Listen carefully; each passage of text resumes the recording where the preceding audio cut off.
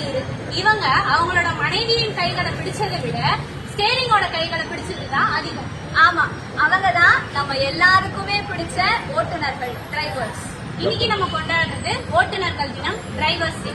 ஆமா, நம்ம எல்லாருமே தீபாவளி, பொங்கல் இந்த மாதிரி பண்டிகை நாட்கள்லாம் வரும்போது நம்ம ஊர்ல போய் செலவு பண்ணா நல்லா இருக்குமே இந்த நாட்களை அப்படின்னு நினைப்போம்.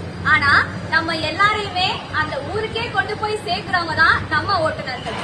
அவங்களுடைய பண்டிகை நாட்களை நம்மளுக்காக செலவு பண்ணி நம்மளோட சந்தோஷத்துல அவங்க சந்தோஷப்படுறவங்க தான் நம்ம டிரைவர்ஸ், ஓட்டுநர்கள். கண்டிப்பா. அது மட்டும் இல்லாம நம்ம எல்லாருக்குமே ஏதாவது ஒரு எமர்ஜென்சி அப்படின்னு வரும்போது அந்த சிச்சுவேஷனை பொறுமையா ஹேண்டில் பண்ணி அவங்களோட உடல் நலத்தை பத்தியும் கவலைப்படாம ஓட்டுறாங்க.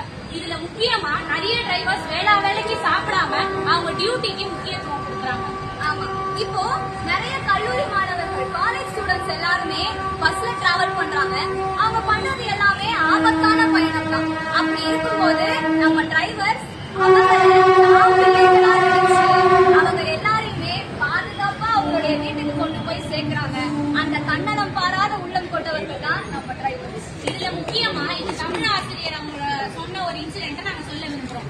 அவங்க teacher training queen Mary's college, அதாவது ராணிமேரி கல்லூரியில படிச்ச காலத்துல பெண்களுக்கு அவ்வளவு பாதுகாப்பு கிடையாது. முக்கியமா பஸ் சேவை அப்படின்னு வரும்போது பெண்களுக்கு